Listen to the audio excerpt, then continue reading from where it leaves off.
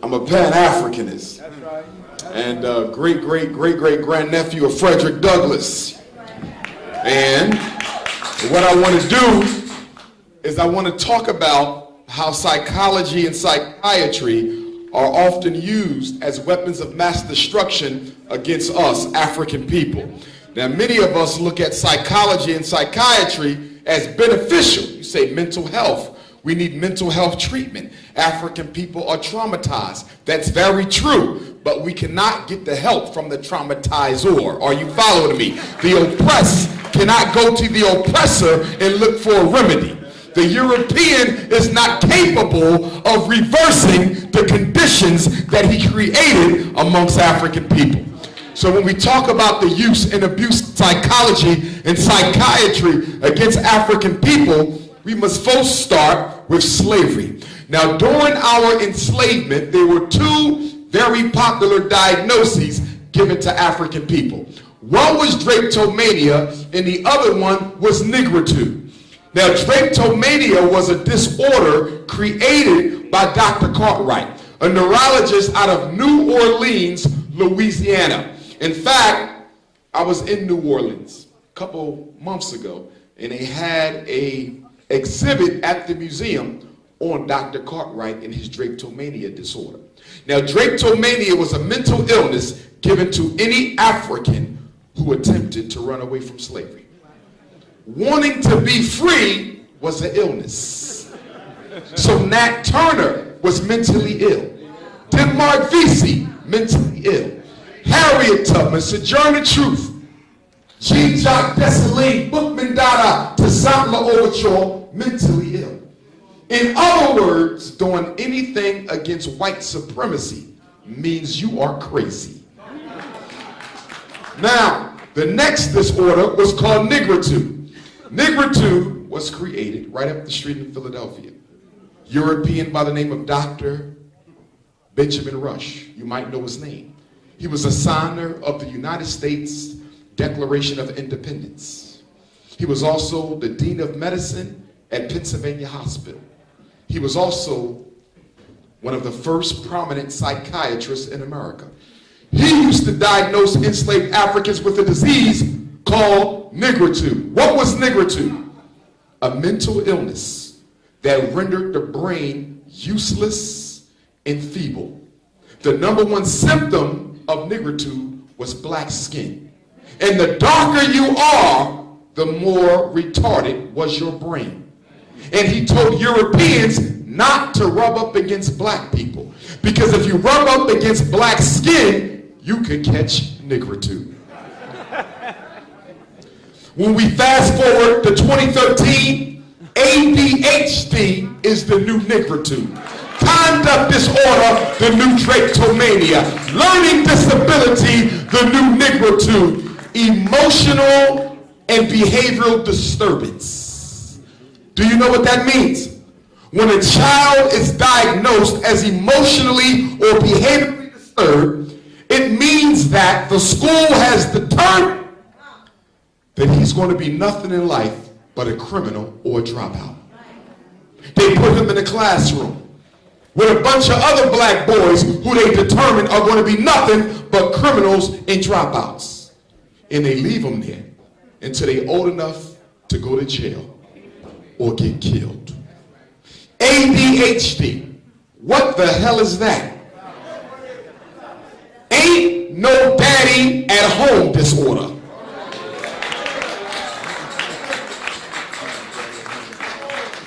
%75 of African boys diagnosed with ADHD don't have a father figure in the house.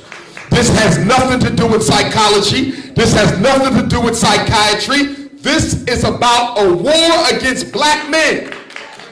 And so you take the daddy out the house for selling dope. And then you take the dope from the daddy, put another name on it, and give it to his son so he can sit still long enough to be miseducated. I mean, let's look at it. Ritalin, Concerta, Strattera, Cyclone are all methylphenidate. Methylphenidate is classified by the Drug Enforcement Agency of America as a Schedule B drug. That means it's in the same category as cocaine and opium. That means that the abuse potential of Ritalin is equal to the abuse potential of crack. It is synthesized cocaine. And you give this to your son because a white female teacher said he needed it. Now hold on now. Teachers are not trained in mental health. They are trained to teach. Most of them can't even do that. But you want to come out of your expertise, become a psychologist, and you got the audacity to tell black people that their children need medication in order to get an education. And we have bought into the situation. 3 reasons why schools like to put children on drugs and in special education. The number one benefit of special ed is what? Extra money. Whenever I diagnose a child with a learning disability, retardation, autism, emotional disturbance, deaf, blind, traumatic brain injury, orthopedic impairment, multiple disability, health impairment, speech and language delay, the school automatically gets from President Obama, the minute Dr. Umar diagnoses the child, a couple extra $1,000 a year. So if you take Delaware, average child gets $6,000 spent on their education. The regular kids, the minute I say your son is special, he's not worth $6,000 no more, brothers and sisters. He's worth $12,000. And I get that other $6,000 every year he's in special ed. So your son goes into special ed in the 8th grade. He'll be in the 8th, the 9th, the 10th, the 11th, and the 12th. 5 years. 5 years times an extra $6,000 is a $30,000 benefit to my budget. Your child is in 2nd grade. I diagnosed him as emotionally and behaviorally disturbed. He got 10 more years of school times $6,000. He's $60,000. Your child is in kindergarten. I'm going to put him in special ed for ADHD. He got 12 years of school. That's 12 years times 6,000. You do the math. Special education is a business, it is a hustle, and it is a racket of making money off black children who were previously miseducated. Wait a minute. You didn't teach my son how to read from kindergarten to 3rd grade. And you got the audacity to want to special educate him from 4th grade to the 7th grade. Then you got the audacity to want to medicate him from 8th grade to the 12th grade. And then you got the audacity to want to incarcerate him from 12th grade to his 21st birthday. But you know what, black people? I'm a little upset at us. Because not only does the school district like to hustle black children, some trifling ass parents like to hustle black children. I want to get an SSI check. Some of y'all got 2 and 3 children getting crazy checks for all 3. It's called cash for crazies and dollars for dummies, and many of us are cashing in on it. So you hustling a child, and the school is hustling a child. And then you got a nerve to get mad at him or her because they choose to drop out. Well, what the hell they want to stay in there for? They looking at you wondering what's wrong the hell with you. You got me going in here being mistreated by this white woman. All the black male teachers gay as hell in the school. And you want me to stay in here. I was at a professional development last month. Superintendent ran up to me. Dr. Umar, we took your advice. We went out and hired 12 new black male teachers. You're going to meet them this afternoon at the in-service. I said, good job. I went into the in-service. He asked all the new black male teachers to come to the front of the room, and they was floating their ass off. I said, what kind of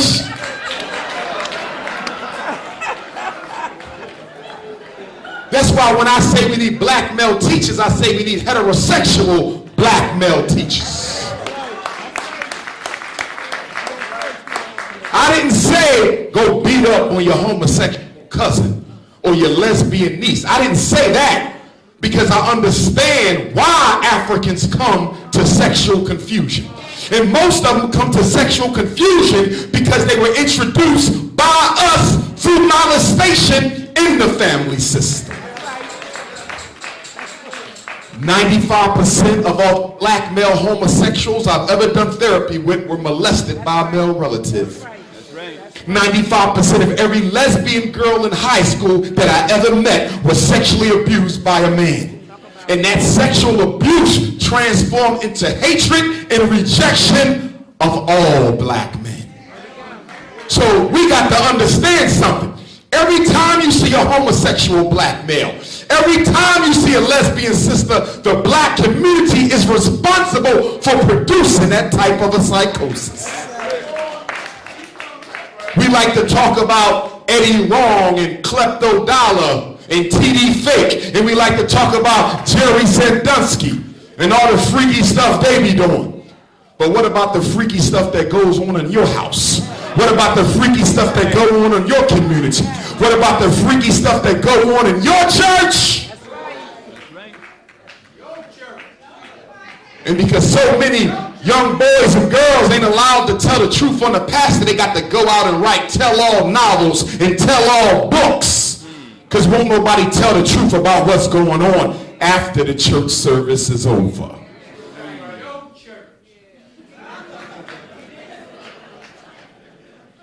Maintaining oppression. During Reconstruction, black people who were free, during the 1880s and 1890s, if you was a revolutionary black in America, you could be diagnosed as insane. Insanity was a diagnosis they gave the revolutionary blacks during Reconstruction and right before the Garvey movement. And believe it or not, as a revolutionary, you could be locked up in a mental hospital against your will and never let out under the auspices that it was for your own good. See, for those of y'all getting crazy checks for yourself and your children, I want to let you in on a little something. Most states in the United States have a law that allows for you to be incarcerated if you have been prescribed psychiatric medicine and refuse to take it. So keep on playing crazy because you playing with a situation where they could come into your house, take your children, and lock you up in the process for not taking the medicine that comes with the crazy check. In fact, I always tell y'all to what? Stop getting your children evaluated for special ed and ADHD when you know the real cause of their problem. See, a lot of us are in denial about what we've done to our children. See, the reason your daughter comes to school in hookies all day or sleeps with her head down on the desk all week ain't because she can't do the work. It's because her uncle is going up her skirt at night and you don't want to do anything about it, so she comes to school to daydream about her problems. The reason why your son is beating all the kids up and bullying people and throwing chairs ain't because he conduct disorder, but his father's in jail and you, mother, don't care enough about him to take him to see his daddy. That's why they acting like this. What about the grandson who lost his grandmother who raised him? Grandmama was buried last week and I don't have my grandmother who raised me. And now I'm going to school and I'm looking like I got ADHD, but I'm really just worried about the fact that the woman who raised me is gone. It's called grief. And he needs grief counseling. When you lose somebody, you can't go back to school the next day and keep on learning. You need somebody to help you get through your trauma. So why are we blaming the children for the failures of the adults? And then I hear mothers tell me, I'm not taking my son to no jail. Nobody told his father to get locked up, and I don't think a prison is a place for a child. Well, guess what? I don't think it is either. But as someone who works in prisons and someone who's a psychologist, I know that it is better that he go to the jail to keep his relationship with his father than to not have the relationship with his father and substitute some street thug for the father figure, which is likely to end him up in jail. Listen to me carefully. The child of an incarcerated black mother or father is 7 to 9 times as likely to go to jail themselves. So by you not taking him to see his father, you are investing in his own incarceration. See, there's something I want to get y'all to understand. You got to make a decision if you're raising a black child, especially a boy. You either going to put the time in early or you're going to put the time in late. See, either you're going to put the money in from birth to 15 or you're going to put the money on his books from 15 to 30. You're either going to drive to the school from kindergarten to the 8th grade or you'll be driving to the prison from 9th grade to the rest of his life. But you're going to put the time in. I tell mothers and fathers at the juvenile incarceration centers all the time, you know where you messed up? From 8 to 13, you took a break raising that boy. From 8 to 13, you took a break. And when you got off your break at 14, he was already too far gone. So you got to make up 8 to 13 from 14 to 21. Tell me what type of parent you are, and I'll tell you what type of child you're raising. There's 3 types of parents: passive, aggressive, and balanced. Let's talk about passive. These tend to be mothers, but not all the time. Passive parents are parents who got a whole bunch of love. They love their children. They hug their children. They buy them everything for their birthday, everything for Christmas, everything for Easter. They get whatever they want except some damn discipline.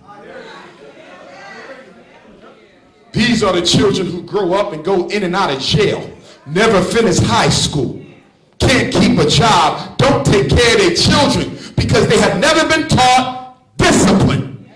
Now, in case you don't know, let me tell you what discipline is. Because discipline is not punishment. Discipline is love. For only a black parent who loves their child will discipline that child. Discipline is the art of teaching your children how to do what needs to be done when it got to be done, whether they like it or not.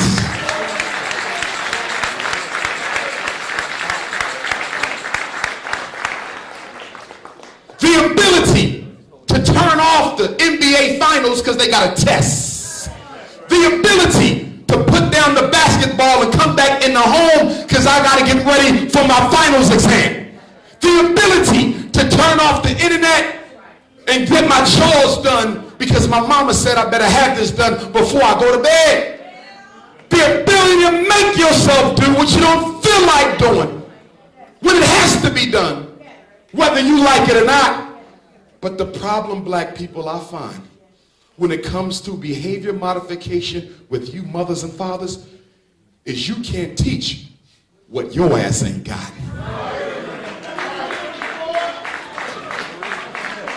If you ain't got the ability to make yourself do what needs to be done, how you going to teach it to him?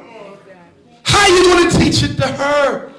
And so most of our people suffer from a lack of discipline.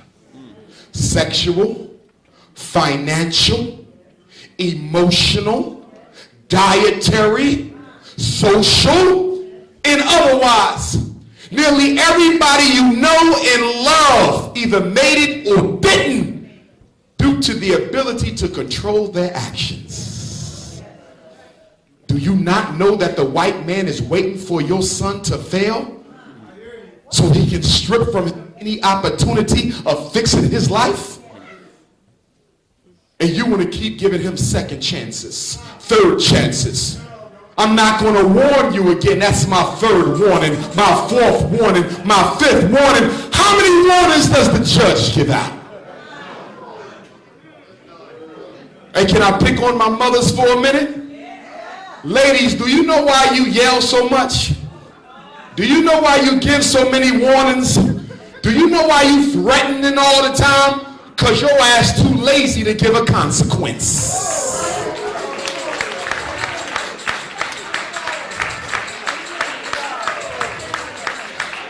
Mothers always ask me, they say, Dr. Umar, when his father tells him to do it, he does it. Is it because he's a man and I'm a woman? Men don't give out warnings. We don't do no yelling. We ain't got time for no threats. I'm going to tell you one time and one time only. Because the second time, there will be no negotiations. So mothers, I need you to put your game face on. Stop feeling sorry for your son. Because if you feel sorry for him now, you're really going to feel sorry for him later. Well, his father was killed 5 years ago. His daddy been in jail all his life. We grew up poor. He was bullied. He got beat up really badly 5 years ago. I care about all that. But I also understand what white supremacy will do to your son. And so I need you to get stronger on him. Make a man instead of a woman. I come into your house and you got Rashida and Rashid. Brother and sister. Now Rashida is strong, independent. She got straight A's in school. She got an after-school job. No babies. National Honor Society. Full scholarship to college. She owned her game. And then they go Rashid. Drops out of school. Don't go. 50 million tattoos all over his neck and face. And do you know why you don't discipline Rashid? Because psychologically you have elevated him to man of the house status. He is your psychological husband. Not sexually, psychologically. And because you require that masculine validation, you let Rashid do what he wants for fear that he might cut off his attention to you. Your son is not your damn husband. He's your son. And make sure he stays in his place. And so then we have aggressive parents. They the opposite of passive. These tend to be the fathers. They kids go to school, do their work, don't go to jail, they go to college, they're disciplined, they're self-controlled, they become everything daddy wanted them to be, except happy. They're some of the biggest undercover drug addicts, cigarette smokers, alcoholics, sex addicts. Oh yes.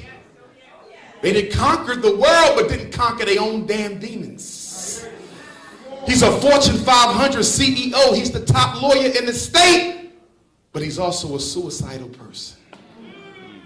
He's beating his women up because him and his mother had a terrible relationship. So behind closed doors, he's oppressing the women in his life. Fathers, we do good with discipline, but we don't do enough with showing our children that we love them for who they are and not what they can do. And the other thing, I need my fathers to understand, you do not have the right to selfishly live your dreams through your son. If he don't want to be a football player, he ain't got to be one. If he don't want to be a basketball player, he ain't got to be one. I'm getting sick and tired of running into Negro daddies trying to live their life a second time through their son, and in the process, destroying his self-esteem. And to that end, you need to be careful who you let coach your son. Because a lot of football coaches and basketball coaches are trying to live their life through your boy. And so when he misses the game-winning shot, he gets derided and ridiculed, and his character gets assassinated, not because he missed the shot, but it reminded the coach of how many shots he missed in his own life. And then the third type of parent is in the middle. We call them balanced. These are parents who are sometimes passive and are sometimes aggressive. But the wisdom is that they know when to let the child make a mistake and when they need to step in and make the call. See, there's no book that's going to teach you how to be a good parent. It is an art that you perfect with your own children. Give me your kids and I might be a terrible parent. I give you mine, you might be great. Because it is a personality adjustment that needs to take place.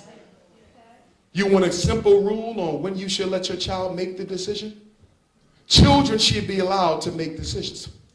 But you as parents supposed to do what? Engineer those decisions. So at the end of the day, they think it was their decision when it was yours all along. See, a good parent is a benevolent dictator. Ladies know what I'm talking about, because a good wife is a benevolent dictator. She make you think he chose the house, but it was really her. She make him think you chose me as your wife, but I really chose your ass. Let me give you an example. Your son wants to play basketball in college. He got 3 scholarships, but he want to go to some hood college where the kids spend 4 years of football but never get a diploma. So what you want to do is talk to that boy and get him more interested in the 3 schools that have the scholarships.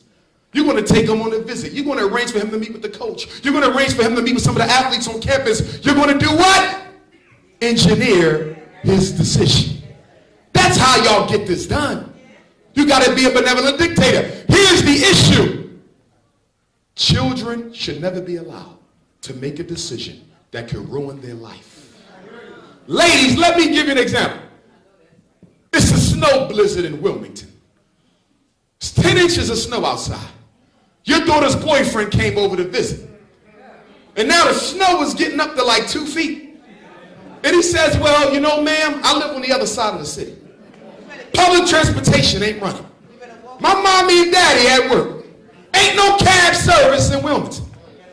Can I spend a night on the couch? And half of us got here because of the damn couch.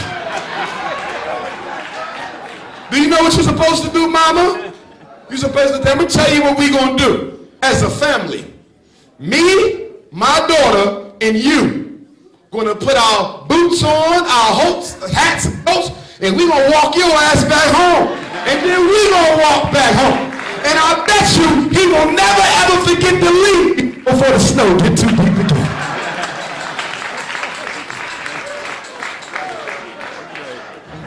Y'all forget that y'all used to be children? Do you really think he gonna stay on the couch? You take the shoes off and you start tipping up the steps and her cookies is cooking and he can't wait to help her bake them? Most of our girls are not getting pregnant outside the house. They getting pregnant in the house with the mommy downstairs. And most teenage pregnancy is nothing more than a girl still looking for her father anyway. But if she can't get him, guess what? Any teenage boy can replace it. We'll get the male-female relationships in the second half of tonight's presentation. But let me get back to the psychology. Psychological incarceration. We just spoke about that. Schizophrenia. Why are black people more likely to be diagnosed as schizophrenic than anybody else? Especially if you come from the Caribbean. What is it about schizophrenia in black people? Schizophrenia, so y'all understand it, is a person who suffers from hallucinations or delusions. Now, what is a hallucination? That's when you experience things that really are not happening. If I think I see Jesus Christ, that's a hallucination. If I think I hear Jesus Christ, that's a hallucination. If I think I'm touching Jesus Christ, that's a hallucination. Because a hallucination is any experience, sight, touch, taste, smell of something that don't exist. Now, if I believe I'm Jesus Christ, that's a delusion. A delusion is a belief that you hold to be true, despite evidence to the contrary. Let me give you a good example. Black people think that they American citizens. Delusional disorder. You see? That's why we all schizophrenic. Black people think that President Obama, his last year of office, gonna put on some damn LeBron Jameses and some skinny jeans and a hat and start doing something for black people. That's a damn delusion.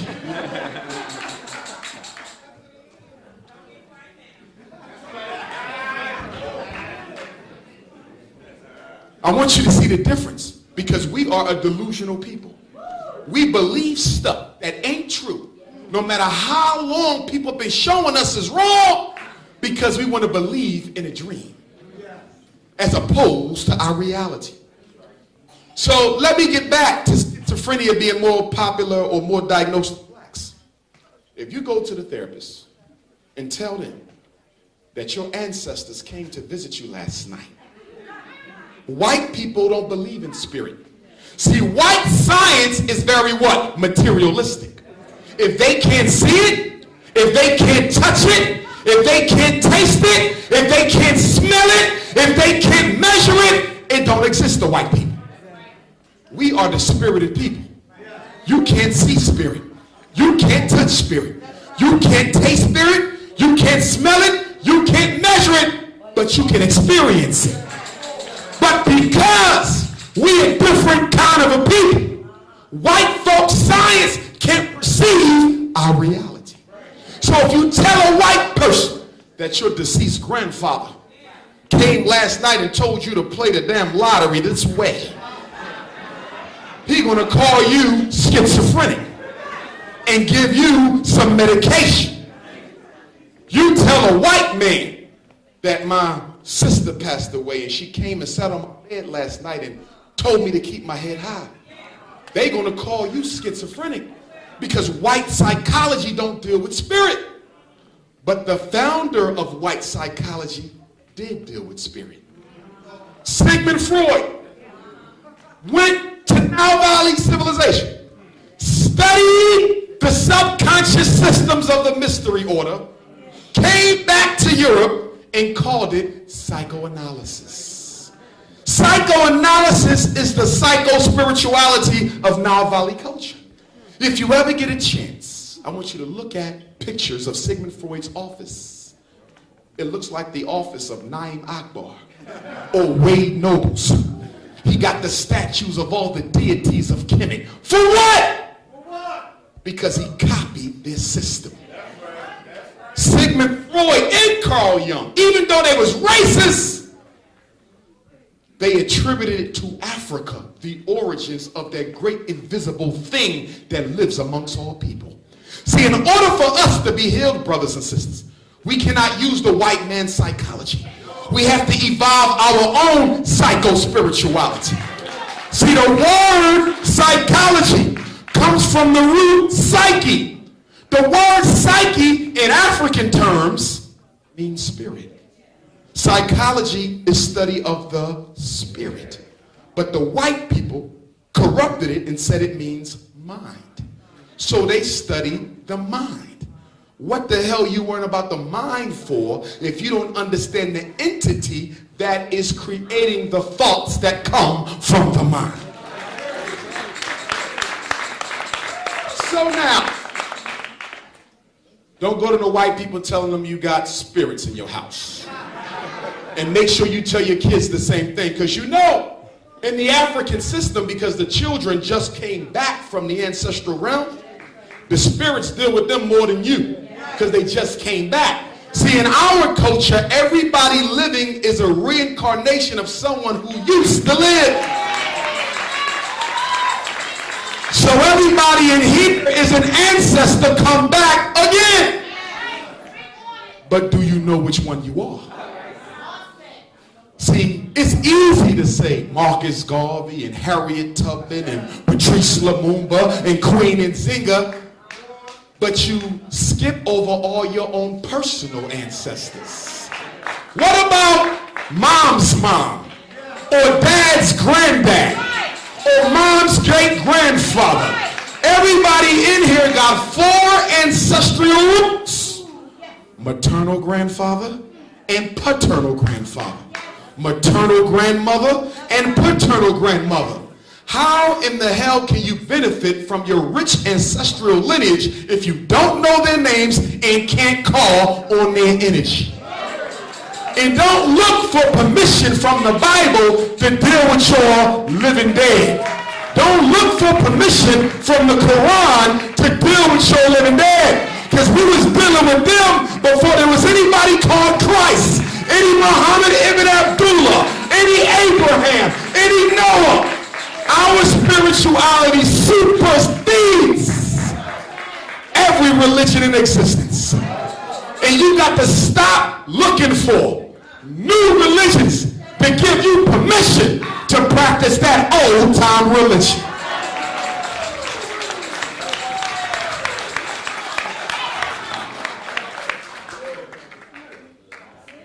Little kid came up to me, he said, Dr. Umar, can I ask you a question? I said, yes. He said, why do you wear them skulls on your wrists? Do you believe in the devil?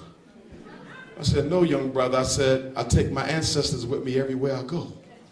And so the skulls represent the ancestors of my four roots. He said, wow, I never knew nothing about that. I said, well, your next project is to recreate your family tree.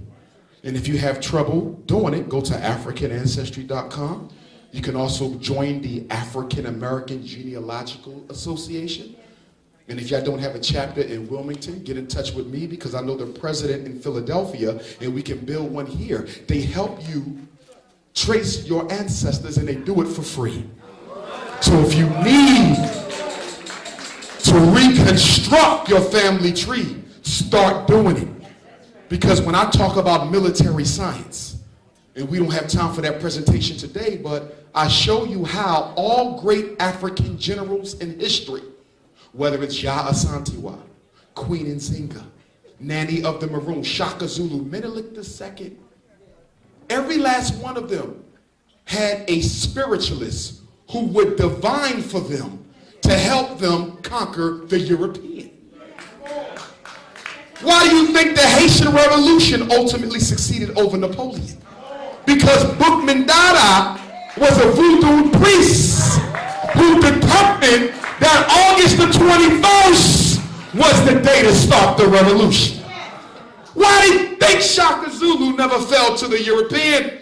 Because he would go to the queen mothers and ask them to talk to God and help him decide which way to go. Your problem is you're relying too much on your damn brain and not your living dead.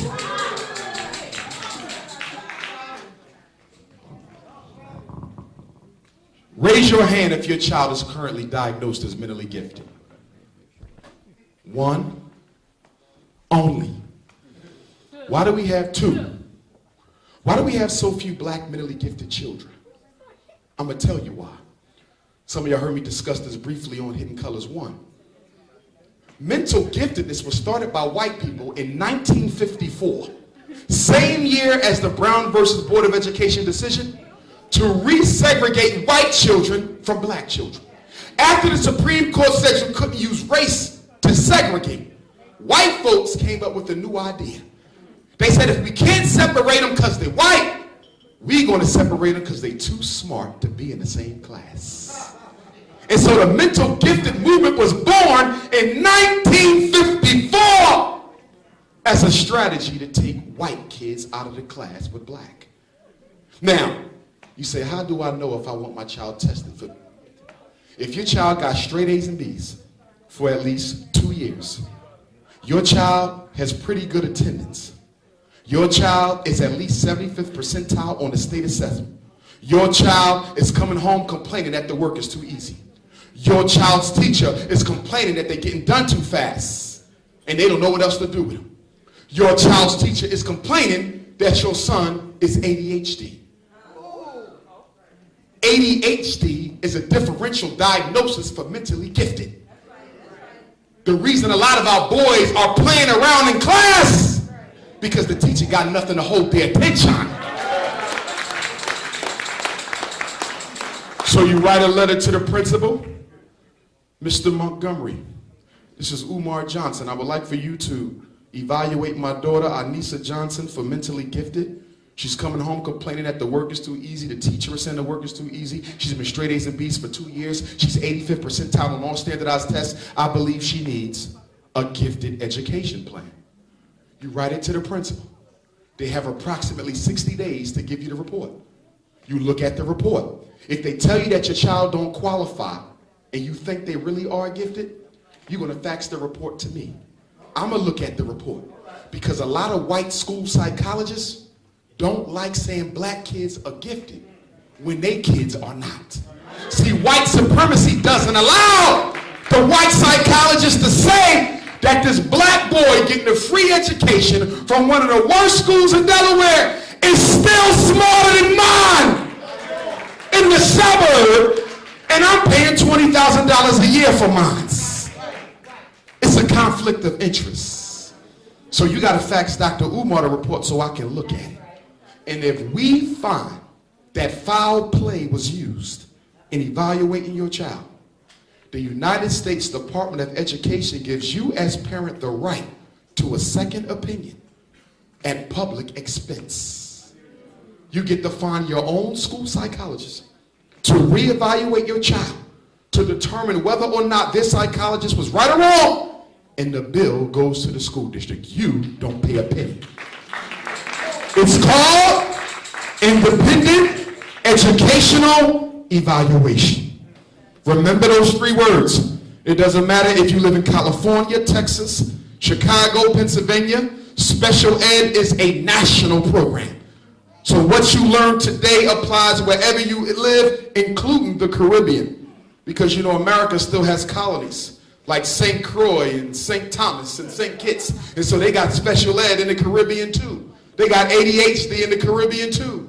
They got it in London, England when I was there. This war against black boys is not just American, it's a Pan-African phenomenon. And it's going to need a Pan-African approach to overcome it. Now listen to me carefully. According to the law, you cannot diagnose anything off of an IQ test by itself. Now, when we test for gifted, what are we looking for, y'all? We're looking for an IQ score of 130.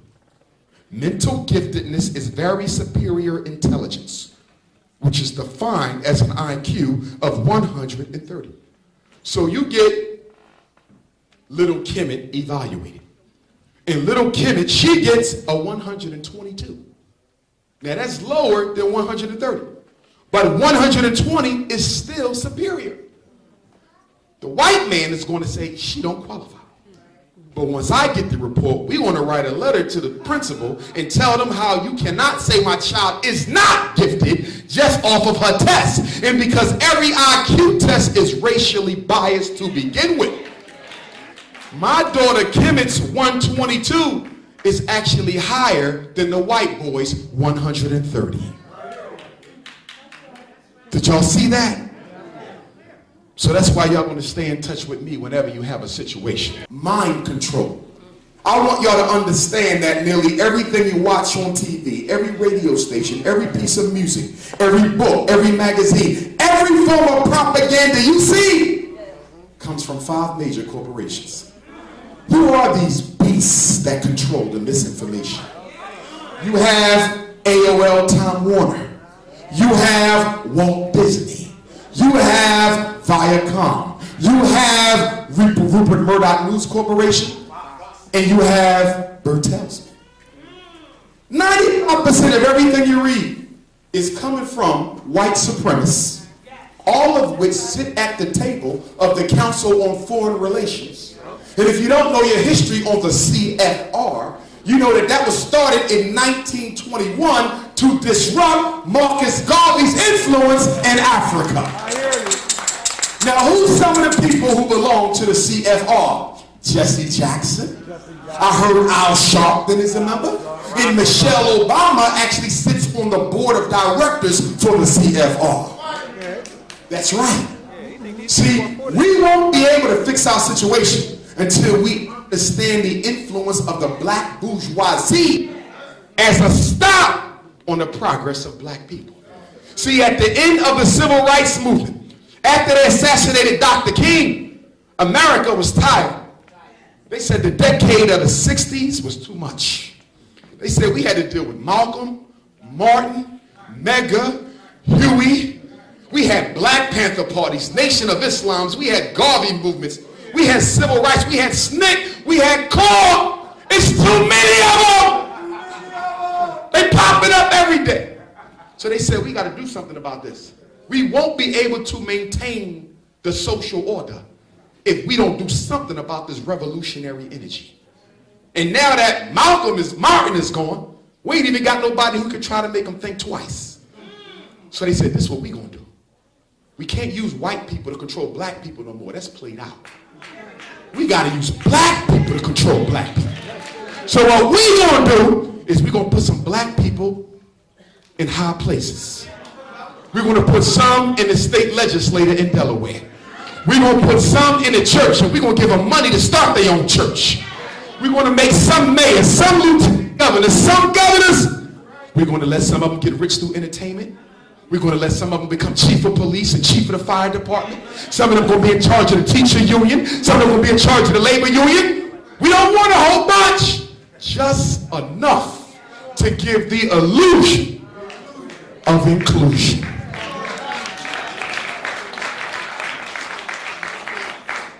So when you jump up and say there's racism against black women, they're going to say, well, look at Oprah. She worth $3 billion. If there's racism against black women, how in the hell do you explain the Oprah Winfrey phenomenon? It's real simple. You handpicked her ass, put her up on the pedestal, and use her as an argument against the rest of us. And if you claim that Oprah Winfrey is one of us and not one of you, why in the hell can she never do a show about black women?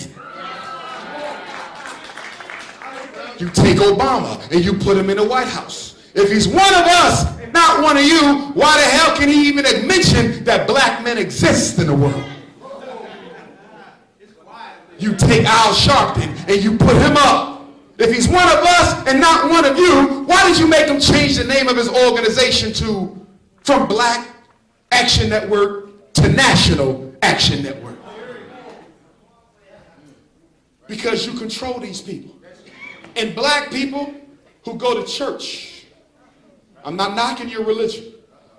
Christianity is neutral. It's how you use it. Islam is neutral. It's how you use it. Being a Hebrew or Jehovah's Witness is neutral. It's how you use it. But I want you to know something. George W. Bush, the son, when he was in office, he completed a Machiavellian strategy on black people. And that was, he found a loophole that allowed him, despite constitutional prevention that dictates a separation of church and state, he found a way to give money to the black church called the Faith-Based Initiative. The Faith-Based Initiative. The Faith-Based Initiative. The Faith-Based Initiative, which means your pastor is the new FBI.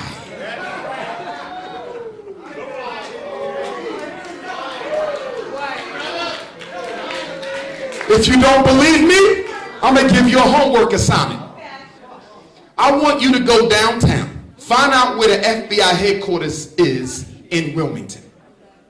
If the headquarters ain't in Wilmington, find out the next closest city in Delaware that has an FBI. Go in and ask them for a list of all of the members of its community advisory group. These are the people who advise the FBI on who they need to watch. They the ones who say, you know, Sunday the 24th at 3 o'clock, they got that crazy ass Garveyite from Philadelphia coming down here. In fact, it's at least 5 of them sitting in here right now. Agents. And you'd be surprised who they be. He might be the blackest MF'er in Wilmington. Don't let the dashiki fool you. Don't let the King Tut name fool your ass.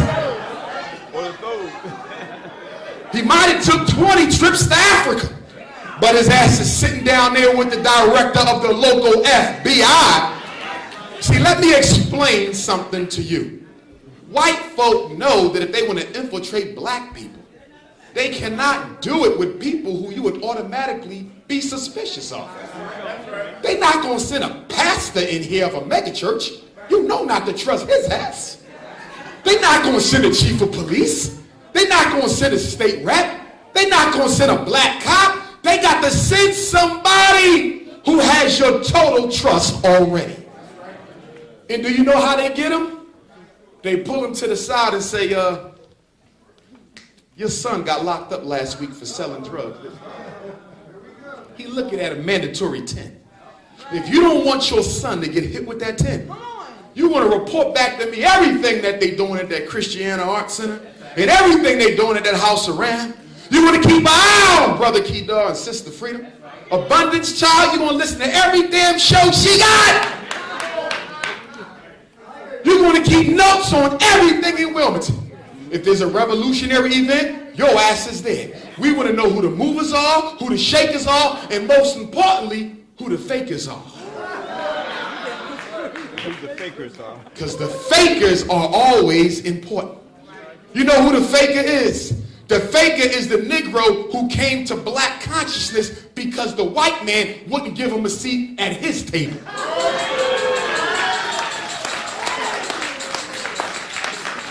See, he wanted to be mayor, but they didn't think he'd make a good one. So he got mad, not because white supremacy exists, but because he couldn't be a part of it. You better be careful of them types. Because the minute the white man dial him up and say, I think I can use you, guess what? He'll disappear tomorrow. That's why you got to be careful about black folk who switch what they stand for every year. See, when you evaluate black people based on 5 criteria. 5! Consciousness. How much do they know about our condition? But consciousness ain't enough, because a lot of our scholars are very conscious, but also very cowardly. They work at all white institutions, write really safe books of how great we used to be 50,000 damn years ago, but don't write nothing about what the hell we going through right now. So consciousness is necessary, but it's not sufficient. The next is consistency. How consistent has she been with what she claims to believe in? Was she a nationalist 5 years ago, or only a nationalist since last week? Was he a socialist, then a nationalist, then an integrationist, then an Obama maniac? Do they change with the weather? Do they change with the political atmosphere? Or are they consistent? Next is what? Commitment. Are these people always there when you need them? Every time you call his name, he shows up? Or does he only show up when he can make $1? Or get on front of the TV? Or get on the radio? Or get his name in the paper? Is he consistent? Or just an opportunist? And then, I know I'm stepping on somebody because y'all faces is like, damn!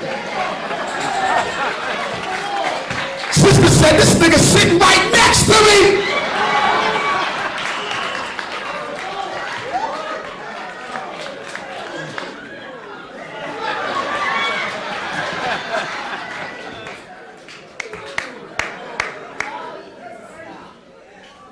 Number 4 is courage.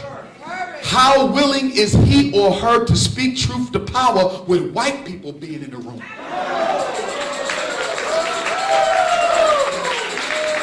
It's easy to be black when everybody in the damn room black, but are you black at City Hall? Are you black in front of the police district? Are you black in front of the judge? Or are you black only when other black people here?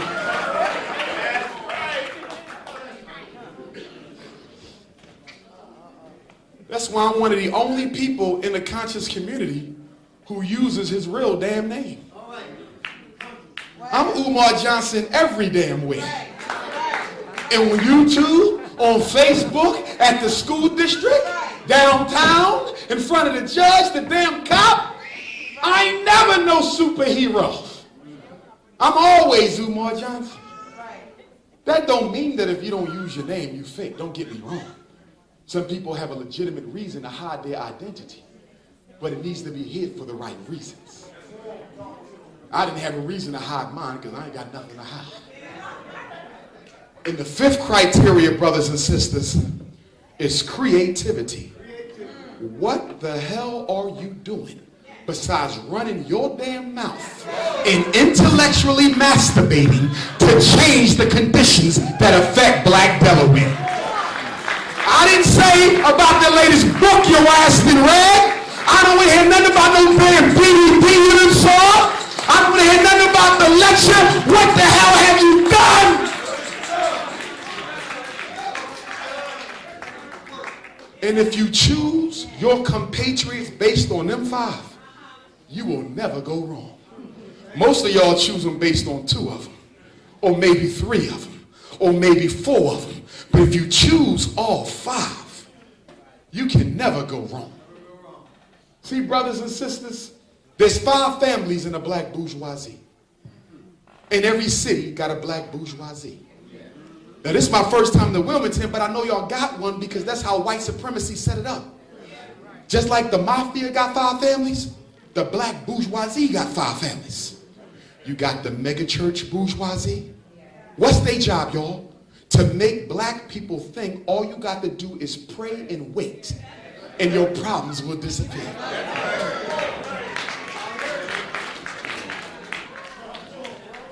Now, all pastors and all imams are not automatically a member of it. But there's a good way you can find out. Just ask them, where is your plan? I would like to read it. And if they ain't got nothing on paper they can give you that they are working with to help us, then they're a member of the damn clique. I don't give a damn if he's assalamu alaikum or hallelujah. Or shalom or whatever. What the hell are you doing? What's the second family? The educated bourgeoisie. They work at the University of Delaware, in the community college, and all you know what their job is? To write books and articles and interviews blaming everybody except white supremacy for why your kids are being miseducated. Blame everything except white supremacy for why all our men in jail. Blame everything except white supremacy for why the black infant mortality rate is 3 times as high as everybody else's. Well, it's because the parents don't care. It's because the kids are into hip-hop. It's because they're poor. It's because the daddies aren't. They got a damn thing to do with it. That's why they never invite me. Because I keep it real damn simple. That's why Tavis ain't caught my ass yet.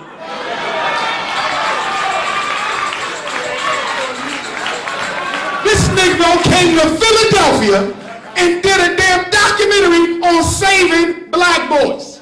How the hell you gonna come to Philadelphia and don't talk to me about some damn black boys?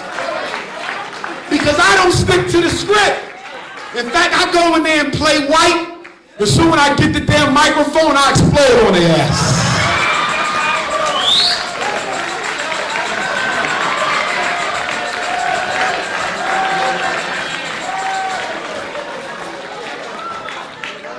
So I don't get no invitations. So y'all can stop texting me. Oh, are you going to be on the Tavis Town Hall meeting in Philadelphia? Hell no. I don't follow no damn script. Who's the third group? So we got the educated blacks. We got the religious blacks. Now we have the blacks with money. See, y'all got some black money in Wilmington.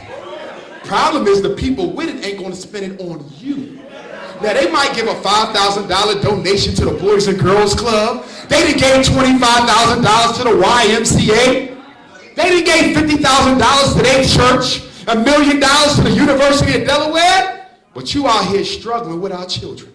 And you can't even get the $500 to take them down to the Great Blacks and Wax. Do you know why that is? Why did Oprah Winfrey build a school for girls in South Africa?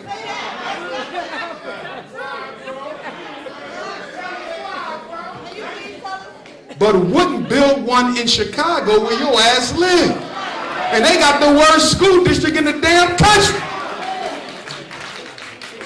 Why did Jay-Z go to East Africa and build a waterway and ain't do a damn thing for Brooklyn? Because rich black people are taught that if you use this money to help black people, we will destroy your ass. See, remember back in the 50s and the 60s, the athletes used to stand up for black people. Muhammad Ali would tell them to their face, I'm black and I'm black. Brothers went to the Olympics and put a fist up. Jesse Owens on the news talking about racism. White men said, we got to do something about this. Because we trying to exploit their athletic ability. But they using their prominence to pull their community for the ride. So somebody said, I got an idea. This is what we going to do. 3 things. Number 1, we got to pay them more money so they can afford to move away from their people. That's the first thing we going to do. Second thing we going to do is in a contract, and if y'all don't believe me, do the research. I know some of these athletes. They tell them in the contract that it is automatically breached if you say or do anything that can even remotely be considered politically black.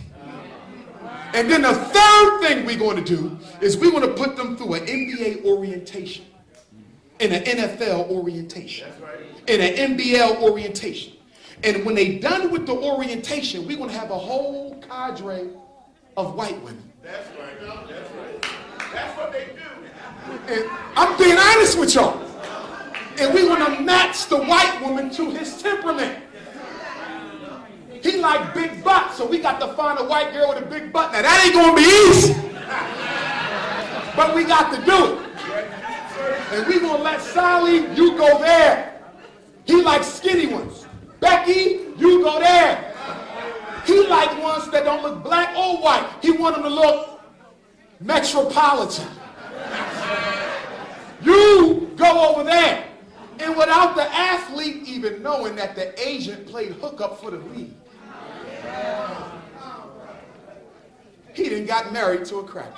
That's exactly how it is. Now I'm getting sick and tired of black men emailing me. I'm about to start boxing some of these mother effers. I read your article called Post-Traumatic Slavery Disorder, Black Men, White Women, Love, Lust, or Legacy of Inferiority. And I beg to differ with you, Dr. Umar, but I married my wife because I love her, not because she white. So I said, can I ask you a question? What do you do for a living? And what was she doing for a living before y'all got married? I got a question. Did you make more than her, or did she make more than you? I got a question. What did you gain, if anything, in your marriage? And what did she gain, if anything, in her marriage to you? Because see, white women are very strategic in which black men they date. And I don't want to hurt nobody's feelings in here because some of y'all might got a white wife. And I respect your family, but I got to tell the truth. The only white women that black men are allowed to have, the only white women that black men are allowed to have are the white women that the other white men did not want.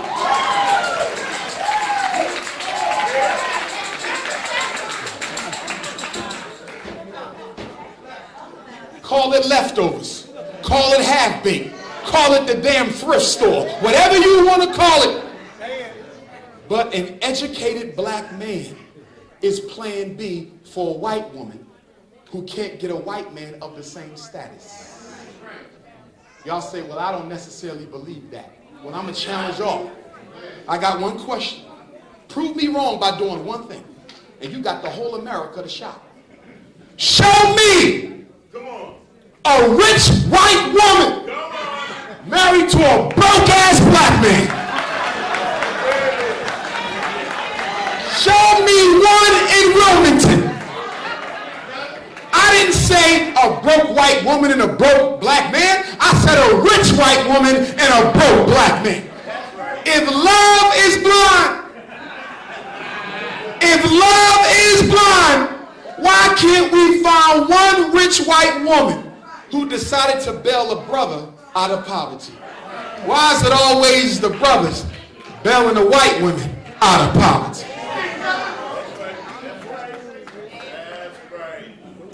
Where's the proof?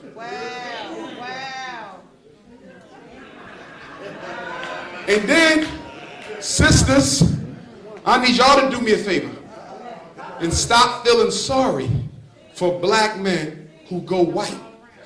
Because let me tell you what happens. They marry Becky when she's 22. But they're not thinking about what she's going to look like at 42. Because she ain't got your melanin. She ain't got your vitamin D. She ain't got your collagen. Her skin don't hold like yours. So by the time she drop 3 babies or turn 42, she barking like a chicken. Chin hanging.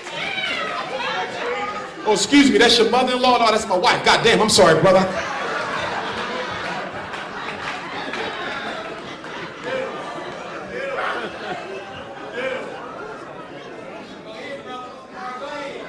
I didn't say teach your children to hate white people. That's not who we are as a people. I can fight white supremacy and not hate him. I hate his system. I don't believe in teaching our babies to hate. But the reason I'm against interracial marriage is because of the damn children. See, I do therapy. Y'all don't. You don't hear the stories about the little half black, half white girls who never met their grandmother because she told their mother, don't bring that nigga in my house. You don't hear them stories. You don't hear the stories about the half black, half white boys who never went fishing with his grandpa, but all his other grandsons go with him because he tainted with the stain of the African. See, y'all said post-racial. That's a damn lie. I got a little black girl right now, beautiful, 14 years old, biracial girl. Never met her grandmother. Her grandmother is Irish. Her mother came to me and cried in therapy. The white woman cried in front of me, y'all. It said, my mother refuses to meet my daughter. She's 14 and said, I can never bring that black child in the house. It ain't about the damn white women. It's about them kids. You know how selfish it is to bring a baby in this world who's half enemy and half family? Half oppressor and half oppressed? Half victim and half victimizer? Half God and half devil?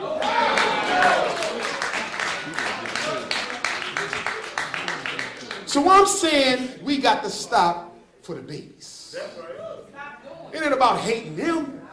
It's about loving us. And then a brother run around talking about, well, sisters is gold diggers. Well, Tiger Woods' wife wasn't a sister. But damn if she ain't strike gold. Are y'all following me? Do you know what that white woman was doing before he met her? She was a damn nanny, a housewife.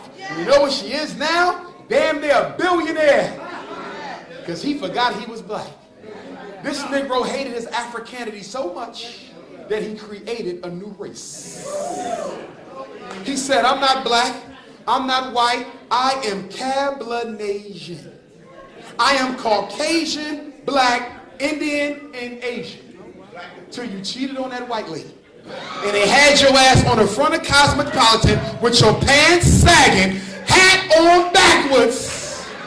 You was all Negro now. White supremacy don't put black people in groups. You don't think so? Go talk to Terrell Owens. White supremacy don't put black people in groups. You don't think so? Go holler at OJ. He in jail for stealing his own trophy. How the hell do you do time for stealing what you won?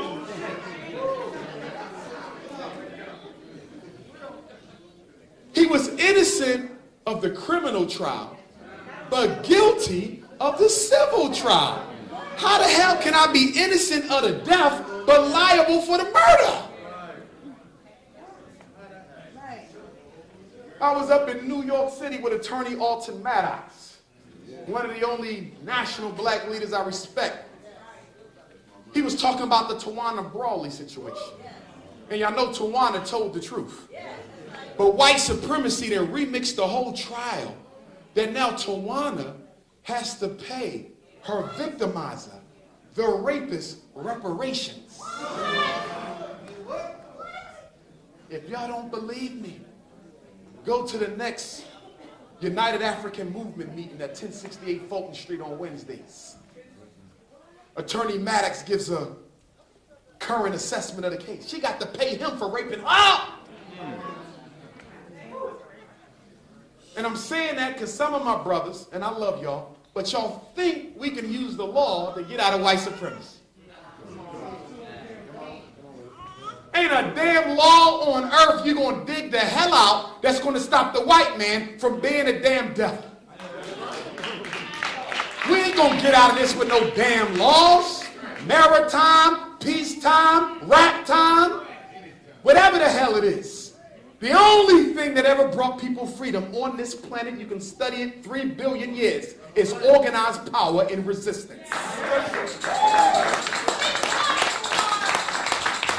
I didn't say you couldn't use the law as a strategy, because you can use it.